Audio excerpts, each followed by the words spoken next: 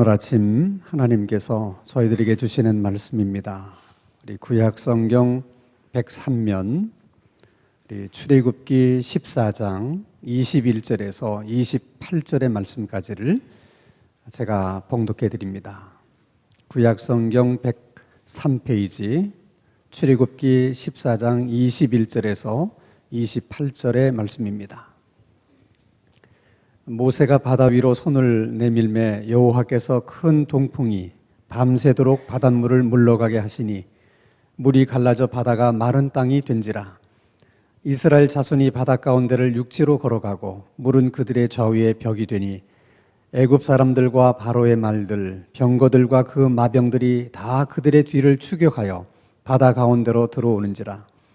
새벽에 여호와께서 불과 구름 기둥 가운데서 애굽 군대를 보시고 애굽 군대를 어지럽게 하시며 그들의 병거 바퀴를 벗겨서 달리기가 어렵게 하시니 애굽 사람들이 이르되 이스라엘 앞에서 우리가 도망하자. 여호와가 그들을 위하여 싸워 애굽 사람들을 치는도다.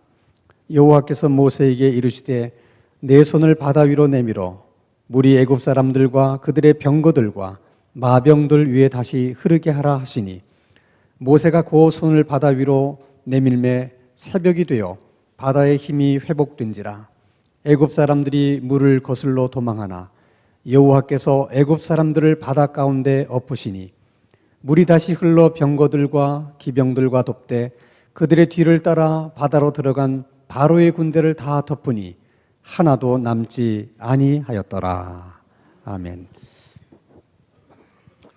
하나님의 말씀인 성경은 우리가 잘 아는 것처럼 구약 성경이 39권 그리고 신약 성경이 27권 모두 66권입니다.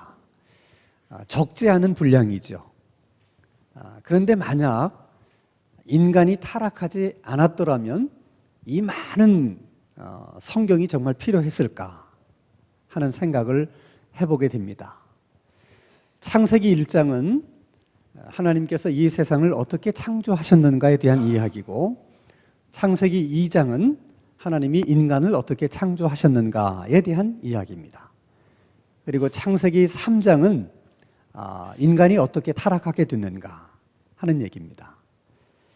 만약 인간이 타락하지 않았더라면 그저 성경은 창세기 1장과 2장이면 충분하지 않을까.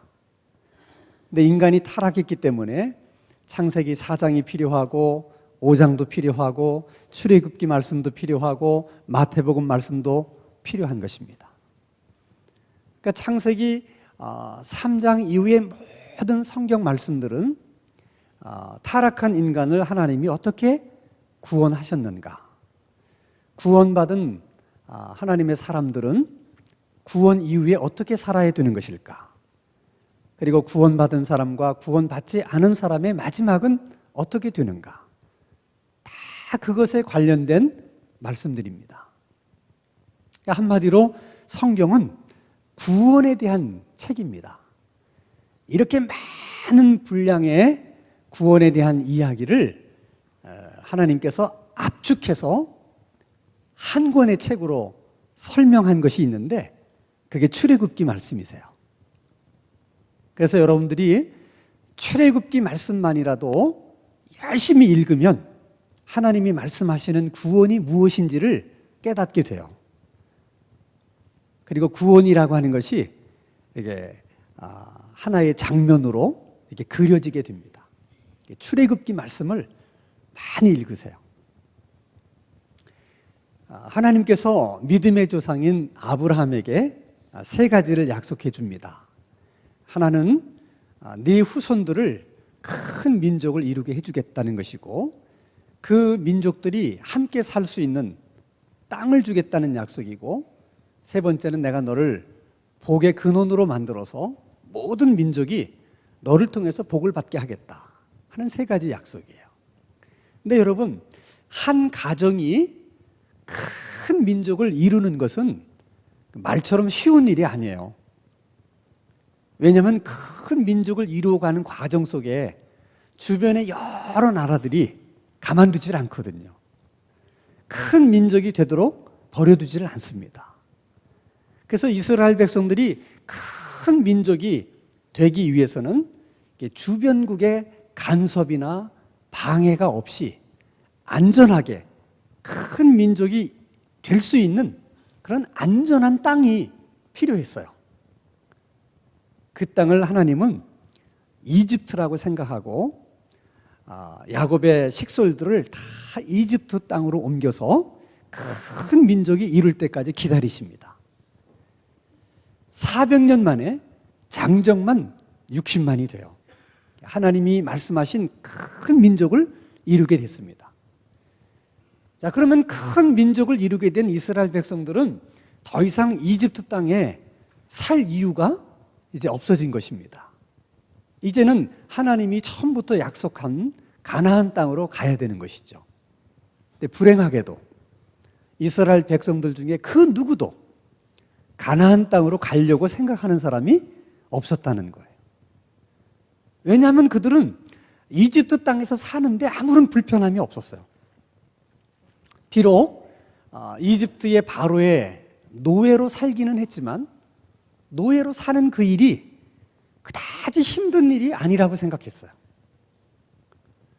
그 이집트 땅이 주는 풍요로운 삶, 발전된 문화, 그 속에서 살 수 있다면 노예로 이 정도 사는 것은 얼마든지 할 수 있는 일이다. 그렇게 생각한 거예요. 근데 어느 날 이집트의 바로 왕이 마음이 바뀌어서 이스라엘 백성들을 핍박하기 시작해요. 그 당시 이스라엘 백성들이 하던 일은 벽돌을 만드는 일입니다. 그런데 예를 들면 하루에 벽돌을 만들 수 있는 양이 100개였는데 어느 날 갑자기 200개를 만들라 이렇게 왕명을 내리는 것입니다.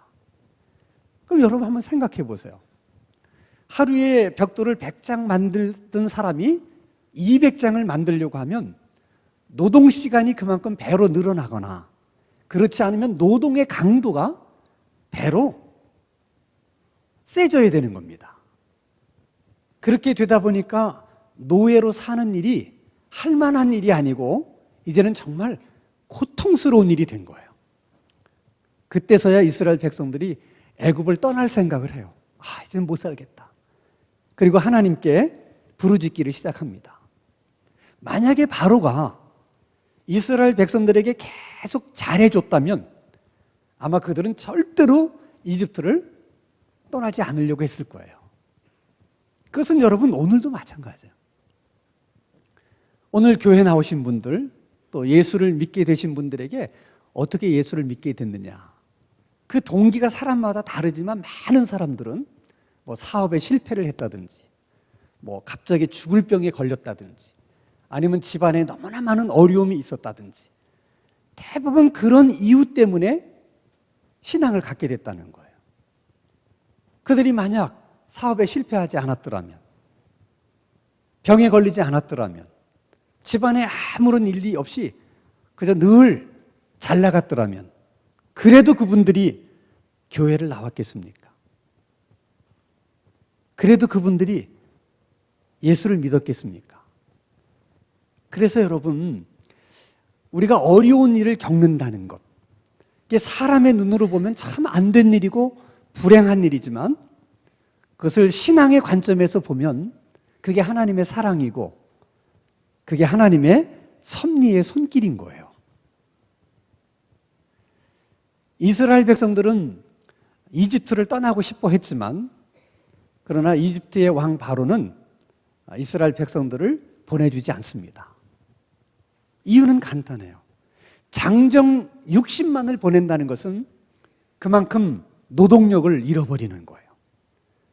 그것은 이집트 경제로 큰 손실이 됩니다. 한쪽은 떠나야 되겠다고 말하고 한쪽은 보내줄 수 없다고 말하기 때문에 결국은 모세와 바로 사이에 대립관계가, 대립의 구도가 형성이 됩니다. 어쩔 수 없이 하나님이 이집트 땅에 재앙을 내립니다.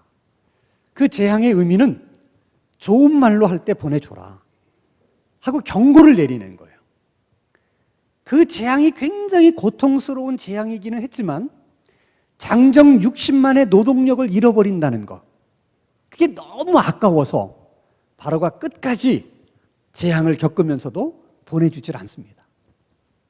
그래서 할 수 없이 하나님이 그 이집트 땅을 심판하기로 작정을 하십니다.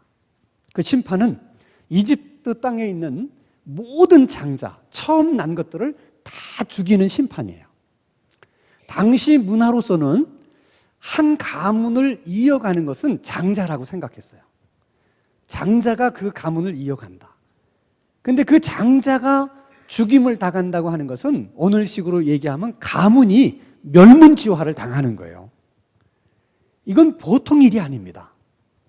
그래서 어쩔 수 없이 바로가 하나님 앞에 항복을 하는 것입니다. 그 심판이 이루어지는 그날 밤에 이스라엘 백성들은 열심히 양을 잡아서 양피를 문설주와 임방에 바릅니다. 그 덕에 이스라엘의 장자들은 살아남을 수가 있었어요. 원리는 간단합니다. 어린 양이 대신 죽었기 때문에 그 장자들이 살 수가 있었던 거예요. 그것이 하나님이 말씀하시는 구원입니다. 사실 죄를 지은 건 우리이기 때문에 우리가 죽어야 되는데 우리 대신 누가 죽었어요? 예수님이 죽으셨어요. 그래서 그 덕에 우리가 살게 된 것입니다. 여러분, 구원은 이집트 땅에서 벌써 이루어졌습니다. 그리고 구원한 이스라엘 백성들을 이제 하나님께서 가나안 땅으로 인도해 갑니다. 이집트 땅에서 가나안으로 가는 가장 빠른 길, 그리고 가장 쉬운 길은 지중해 해변으로 나 있는 해변도로입니다. 그 해변도로를 따라가면 아무리 천천히 걸어도 일주일이면 가나안 땅에 도착할 수 있습니다. 그러나 문제는 그 해변에 블레셋 민족들이 살고 있었기 때문에 그 해변도로를 따라서 가나안으로 가려면 어쩔 수 없이 블레셋 영토를 지나게 됩니다. 그 어려움 때문에 하나님이 그 길로 가지 않고 이스라엘 백성들을 다른 길로 인도하셨다고 성경은 얘기합니다. 근데 그것을 하나님은 이렇게 설명을 해요. 자, 여호수아서 우리 13장 우리 17절 말씀을 한번 같이 보겠습니다. 자, 우리 한번 같이 읽겠습니다. 시작. 바로가 백성을 보낸 후에 블레셋 사람의 땅의 길은 가까울지라도 하나님이 그들을 그 길로 인도하지 아니하셨으니 이는 하나님의 말씀하시기를 이 백성이 전쟁을 하게 되면 마음을 돌이켜 애굽으로 돌아갈까 하셨습니다. 그래서 어느 길로 인도하시는가? 18절입니다. 같이 있습니다. 그러므로 하나님이 홍해의 광야길로 돌려 백성을 인도하시며. 자, 여러분 17절 말씀에도 보면 하나님이 그 해변도로를 따라가면 가깝다는 것을 하나님도 아셨어요. 그래서 하나님도 그 말씀을 해요. 그 길로 가면 가까운지는 나도 알지만 그 길을 지나려고 하면 블레셋 사람들과의 전쟁이 불가피하다. 그러면 이스라엘 백성들은 평생 노예로만 살았지 한 번도 군사훈련을 받아본 적도 없고 또 싸울 수 있는 무기도 없기 때문에 전쟁이 벌어지면 속수무책 당할 수밖에 없다. 그럼 사람들이 생각하기를 우리가 블레셋 사람들의 칼날에 죽임을 당하는 것보다야 아무리 힘들어도 차라리 노예로 사는 것이 낫지 않겠는가. 그래서 그들이 다시 애굽으로 돌아갈 생각을 하게 될 거라는 거예요. 자, 여러분, 하나님의 이 말씀이 틀린 얘기는 아니에요. 능히 그럴 수 있습니다. 틀린 얘기는 아니지만 쉽게 이해가 되는 얘기도 아닙니다. 여러분, 이스라엘 백성들이 이집트를 떠날 수 있었던 이유, 바로가 보내줘서 떠난 거 아니지 않습니까? 안 보내주겠다고 하는 것을 재앙을 내리고 심판을 해서 항복을 받아내서 그래서 떠나는 거잖아요. 그러면 하나님이 블레셋 사람들에게 이스라엘 백성이 지나가려고 하니까 길을 열어달라. 안 됩니다. 그러면 재앙을 내리면 됩니다. 사실 여러분, 이집트에 비하면 블레셋 사람들은 한 주먹거리도 안 돼요. 그렇게 작은 민족입니다. 이집트의 바로 왕은 60만의 노동력을 잃어버리는 것이 아까워서 어쩔 수 없이 붙잡아 두려고 했지만 블레셋 사람들의 입장에서 이스라엘 백성들이 그냥 지나간다면 뭐 여러분 손해볼 게 뭐 있겠어요? 그러면 10가지 재앙도 필요 없어요. 한두 가지 재앙만 내려도 지나가시죠. 얼마든지 그럴 수 있는 일인데도 불구하고 왜 하나님이 그 일을 하지 않고 왜 그들을 홍해 바다로 건너가게 하시는가? 여러분 한번 생각해 보세요. 홍해 바다를 갈라서 길을 내는 것이 쉽습니까? 블레셋 사람들의 땅을 길을 내서 그 길로 가게 하는 것이 쉽겠습니까? 우리 생각에는 아무리 생각해도 홍해 바다를 가르는 것보다야 블레셋 땅을 가로질러 가는 것이 100번 쉬울 수 있는 길인데 왜 그럼에도 불구하고 하나님이 쉬운 길을 놔두고 굳이 바닷길을 열어서 그 길로 이스라엘 백성들을 가게 하셨을까? 그렇게 하나님이 하실 수밖에 없었다면 거기는 반드시 그럴 만한 이유가 있을 것이다. 분명히 거기에는 어떤 하나님의 의도가 있을 것이다. 이런 생각을 자연스럽게 하게 되는 것입니다. 또 우리가 그렇게 생각할 수밖에 없게 만드는 이유가 또 한 가지가 있어요. 자, 이스라엘 백성들이 홍해 바다를 건너서 어느 날 가나안 접경 지역에 이르게 됩니다. 그때 하나님께서 12지파 중에 한 사람씩 정탐꾼을 뽑아서 가나안 땅을 정탐을 하게 해요. 40일을 정탐하고 정탐꾼들이 돌아옵니다. 불행하게도 10명은 부정적인 보고를 하고 2명만 긍정적인 보고를 합니다. 양쪽의 보고를 다 들은 이스라엘 백성들이 부정적인 보고를 채택을 해요. 그리고 그들이 원망하기 시작합니다. 어차피 들어갈 수도 없는 가나안 땅인데 왜 모세가 우리를 여기까지 인도했느냐? 모세를 원망합니다. 하나님을 원망합니다. 지금이라도 늦지 않았으니 우리 다시 애굽으로 돌아가자. 정말 해서는 안 되는 말을 그들이 서슴없이 내뱉기 시작합니다. 그때 하나님이 진노하셨습니다. 그리고 그들에게 말합니다. 내가 오늘 내 귀에 들린 대로 너희들에게 그대로 내가 행하겠다. 너희들의 입으로 우리는 절대로 가나안 땅에 들어갈 수 없다고 말한 자들은 한 사람도 그 땅을 밟을 수 없다. 다만 들어갈 수 있다고 말은 여호수아와 갈렙만이 들어갈 수 있고 너희 다음 세대들이 들어가게 될 것이다. 그래서 홍해를 건넜던 1세대는 한 사람도 가나안 땅을 밟지 못하고 광야에서 다 죽었어요. 그리고 그 다음 세대들이 결국은 가나안 땅에 들어가는데 어디를 통해서 들어가느냐? 우회를 해서 요단강을 건너서 들어갑니다. 그러면 정말 가나안 땅으로 들어가는 길이 요단강을 건너서만 들어갈 수 있는 것인가? 다른 길은 없는가? 절대 그렇지 않아요. 정탐꾼들이 들어갔던 길이 있지 않습니까? 그 길로 들어가면 너무 쉬워요. 그런데 왜 하나님이 그 다음 세대들을 정탐꾼들이 들어갔던 그 길로 들어가면 쉬운데 그 길로 들어가지 않게 하시고 이렇게 우회를 해서 또 요단강을 건너서 들어가게 했을까? 그 장면을 여러분 눈여겨보실 필요가 있어요. 자, 여러분 우리 여호수아서 3장 15절과 16절을 한번 같이 읽습니다. 시작. 요단이 곡식 거두는 시기에는 항상 언덕에 넘치더라. 궤를 맨 자들이 요단에 이르며 궤를 맨 제사장들의 발이 물가에 잠기자. 곧 위에서부터 흘러내리던 물이 그쳐서 사르단에 가까운 매우 멀리 있는 아담 성읍 변두리 일어나 한 곳에 쌓이고 아라바의 바다 여매로 향하여 흘러가는 물은 온전히 끊어지매 백성이 여리고 앞으로 바로 건널세.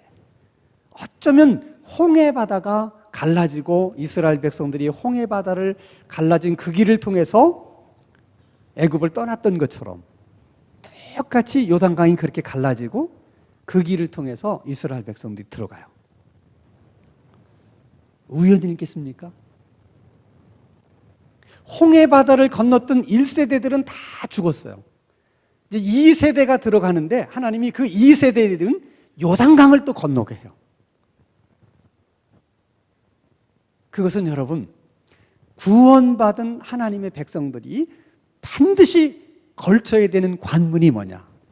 홍해바다를 건너든 요단강을 건너든 반드시 건너야 된다는 거예요. 그러면 그게 도대체 무슨 의미가 있길래 반드시 건너야 되는 것일까? 여러분, 바다나 강이라고 하는 것은 이편과 저편을 가르는 경계선이에요. 홍해바다가 있어서 이쪽은 이집트 땅이고 이쪽은 광야입니다. 요단강이 있어서 이쪽은 이스라엘 땅이고 이쪽은 모압과 암몬의 땅이에요. 자, 그러면 여러분, 그 바다 때문에, 강 때문에 서로 왕래를 못하는 거죠.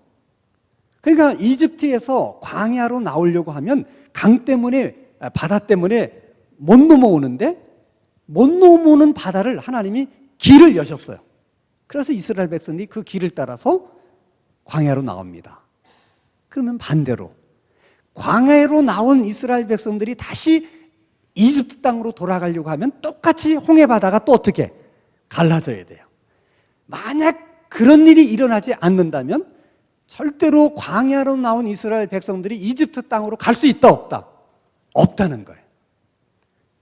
그걸 하나님이 말씀하고 싶은 거예요.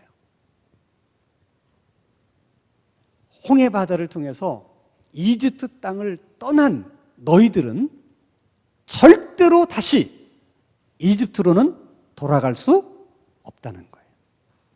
그러므로 이집트에 대한 미련도 가져서는 안 되고, 그리워해서도 안 되고, 돌아갈 생각을 해서도 안 되고, 돌아가겠다는 말을 해서도 안 된다는 거예요.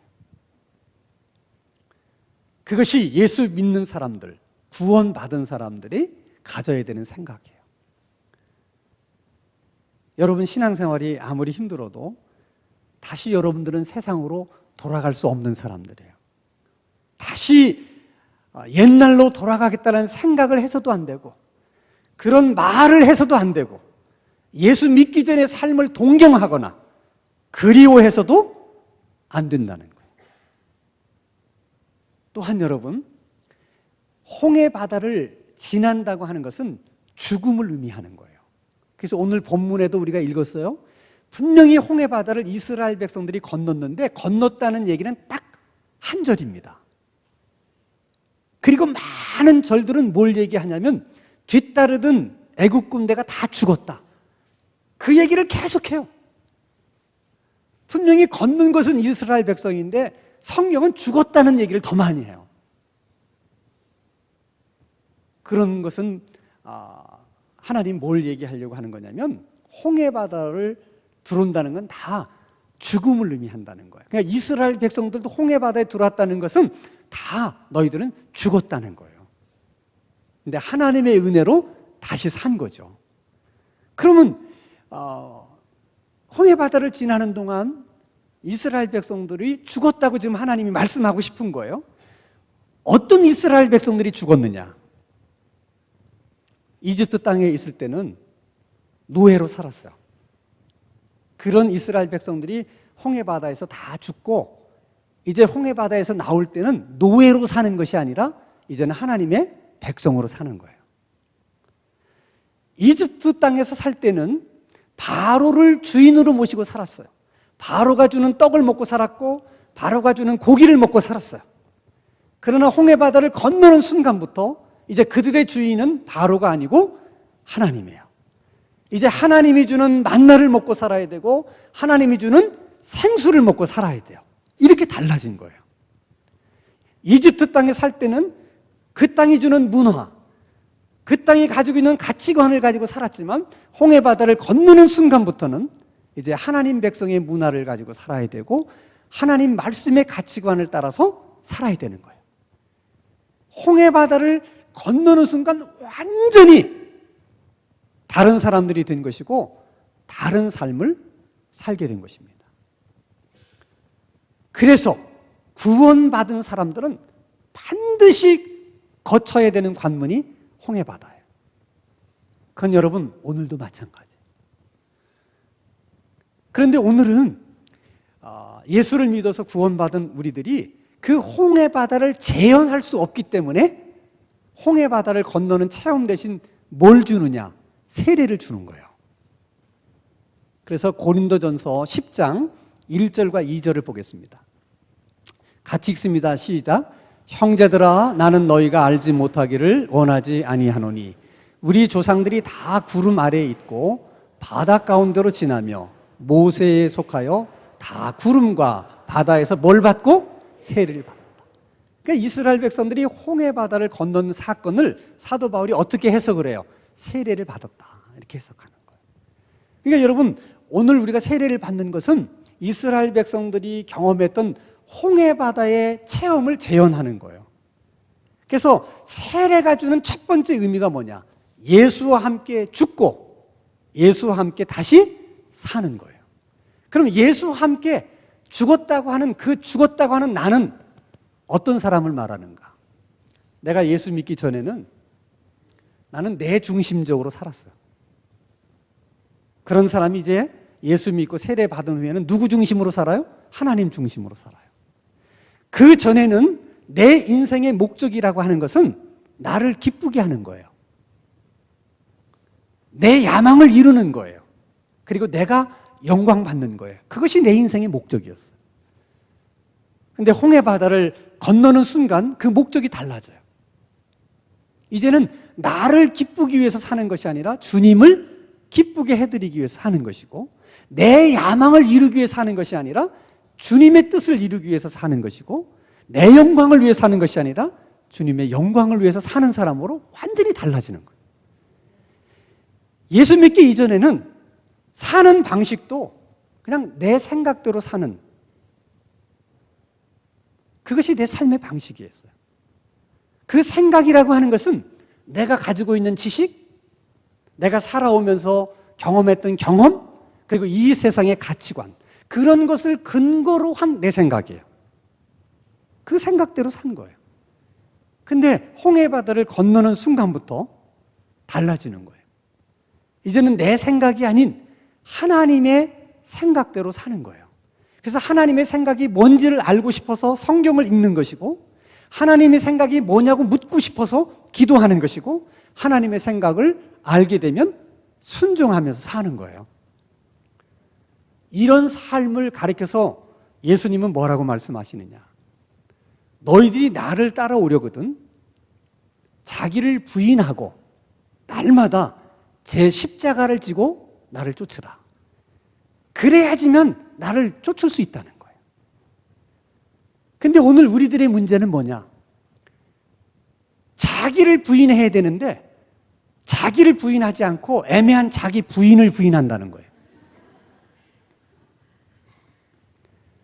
내 십자가를 져야 되는데 자꾸 우리는 예수님 보고 십자가를 지라고 하는 거예요. 주님이 나를 위해서 십자가를 지셨기 때문에 이제 어느 순간에는 우리들이 예수님을 위해서 내 십자가를 져야 되는 거예요. 예전에는 하나님이 다 우리에게 맞춰주셨어요. 그러나 어느 순간에 가면 이제는 우리가 주님을 맞춰드려야 돼요. 그게 홍해바다를 건너는 사건이에요. 근데 우리가 구원받았다 할지라도 이 홍해바다를 건너는 경험이 없으면 우리가 아무리 열심히 교회를 다니고 아무리 열심히 신앙생활을 해도 그 신앙생활은 다 율법주의적인 신앙으로 갈 수밖에 없어요. 믿으면 믿을수록, 열심을 내면 낼수록 자기의가 드러나요. 쉽게 다른 사람을 판단하고 정죄합니다.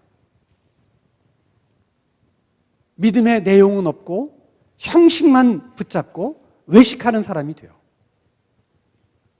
홍해바다를 건너는 체험이 없으면 예수는 믿어도 하나님이 우리 삶의 목적이 되는 것이 아니라 그저 하나님을 통해서 문제 해결받고 하나님을 통해서 나는 복받겠다, 이렇게 하나님을 수단으로 여기는 기복주의 신앙을 가질 수밖에 없는 거예요. 홍해바다를 건너는 경험이 없으면 여전히 구원은 받았지만 우리는 내 생각대로 살고 싶어 해요. 그래서 말씀에 대한 필요를 못 느껴요. 기도에 대한 필요도 못 느껴요.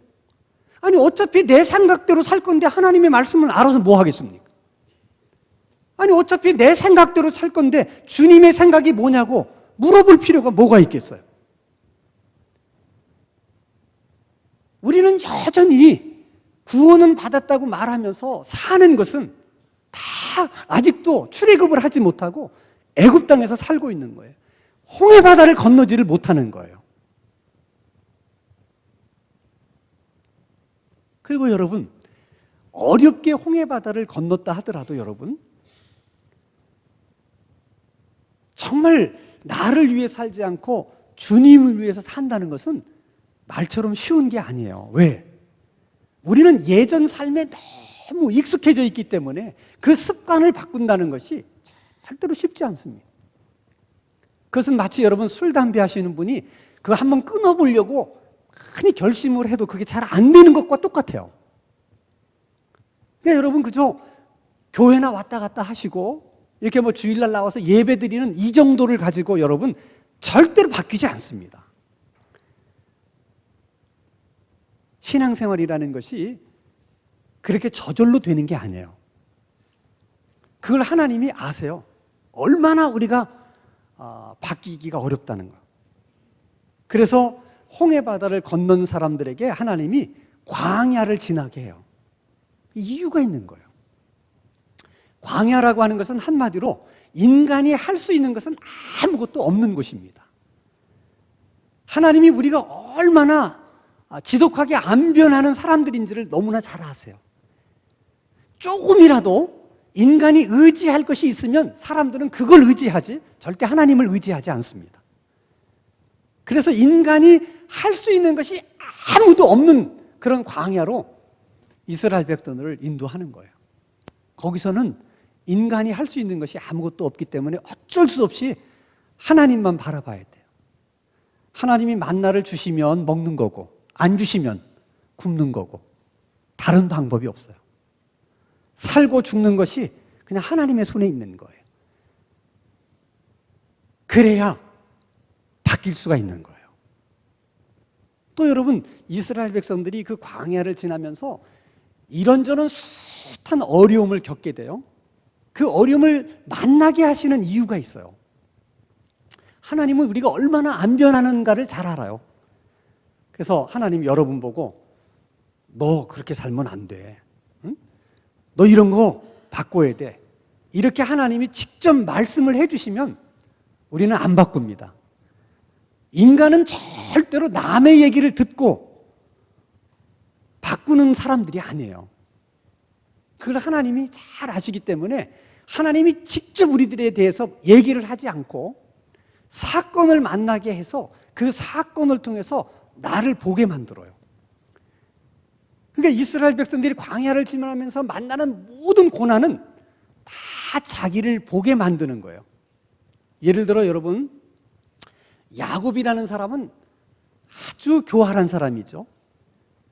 형에게 팥죽 한 그릇으로 장자권을 넘겨받고 또 아버지를 속여서 축복을 받습니다.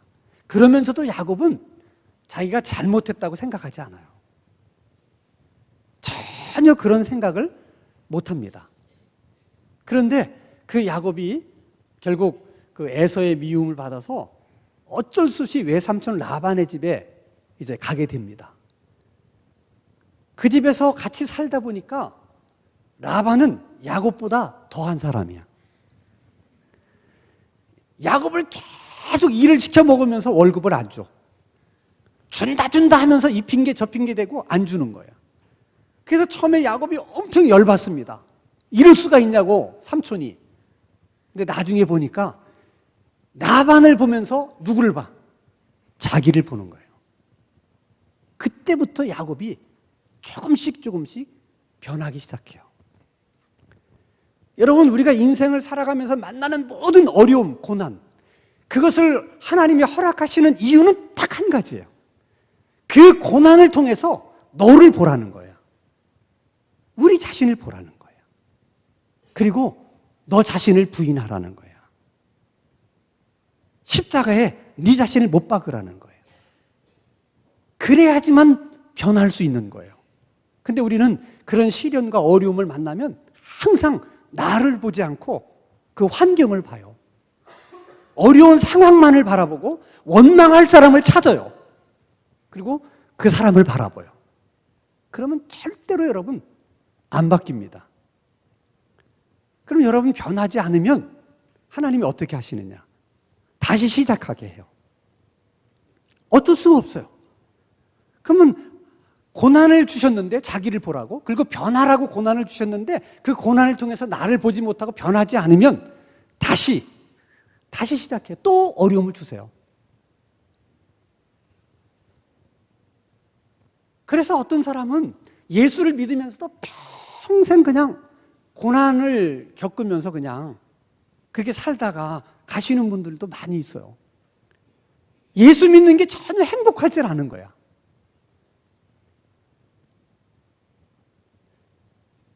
왜 구원은 받았는데 출애굽을 하지 못하는가? 왜 구원은 받았는데 홍해 바다를 건너지 못하는가? 그게 우리 문제예요.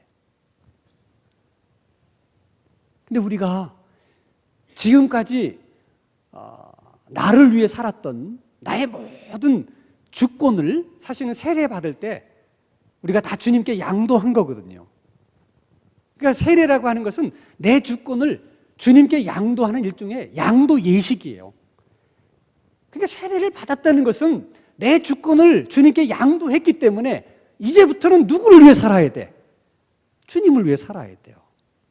근데 양도는 해놓고 여전히 우리는 우리 자신을 위해 산다는 거예요.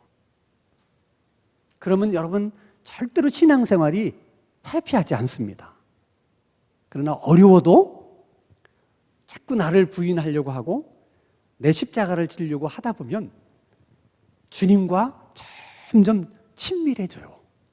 그 주님과 점점 친밀해지면 어떤 일을 당해도 뭐 거기에 하나님의 뜻이 있겠지? 아니 분명 주님의 뜻이 있을 거야. 이런 생각이 그냥 드는 거야. 그게 믿음이에요, 여러분. 그리고 엎어지든 뒤처지든 결국은 하나님이 이 모든 것을 나를 유익하게 만들어 주실 거야. 그런 믿음이 그냥 절로 생겨요. 그래서 어떤 일을 당해도 그냥 일단 감사하게 돼요. 그래서 주님과의 친밀함이 계속되면 자신감이 생기는 거예요. 그런 자신감이. 그래서 신앙생활이 행복해지는 거예요. 하나님이 예수 그리스도의 피값으로 우리를 구원해 주셨어요. 하나님 앞에는 우리가 얼마나 귀한 사람들인지 몰라요. 그래서 다 우리를 행복한 신앙인들이 되기를 원하세요. 그게 하나님 아버지의 마음이세요. 근데 그렇게 될 수 있는 길이 홍해 바다를 건너는 길밖에 없고 광야를 지나는 길밖에 없기 때문에 어쩔 수 없이 하나님이 그렇게 하시는 거예요. 힘들어도 여러분 홍해 바다를 반드시 건너셔야 됩니다. 그리고 광야를 지나야 돼요. 그래야 주님과 함께하는 신앙생활이 가능한 것이고 주님과 함께 가는 신앙생활이 가능한 것입니다. 그래야 주님과 친밀해질 수 있어요. 바라기는 우리 신당 중앙교회 성도님들은 다 홍해 바다를 건널 수 있기를 바랍니다. 다 출애굽할 수 있기를 바랍니다. 점점 시간이 갈수록 주님과 더 친밀해져서 예수 믿는 것이, 신앙생활 하는 것이 자신감이 있고 행복한 그런 신앙생활이 될 수 있기를 주님의 이름으로 축원합니다. 기도하겠습니다. 거룩하신 하나님 아버지, 예수 그리스도의 피값으로 우리를 구원해 주신 그 하나님 아버지의 사랑을 생각하면 정말 감사할 것밖에는 없습니다. 무엇으로 그 하나님의 은혜를 저희들이 다 갚을 수가 있겠습니까? 평생 그 은혜를 잊지 않고 감사하며 사는 우리들의 삶이 되게 하여 주시옵소서. 우리 모두 홍해 바다를 건너가게 하시고 이제는 더 이상 나를 위해 살지 않게 하시며 주님만을 위해서 살게 하시옵소서. 날마다 내 자신을 부인하게 하시고 날마다 내 십자가를 지고 주님을 따라가는 신앙인들 되게 하여 주시옵소서. 그래서 더욱더 주님과 친밀해지게 하시고, 그래서 우리들의 신앙생활이 더욱 행복한 신앙생활이 되게 하여 주시옵소서. 예수님의 이름으로 기도하옵나이다. 아멘.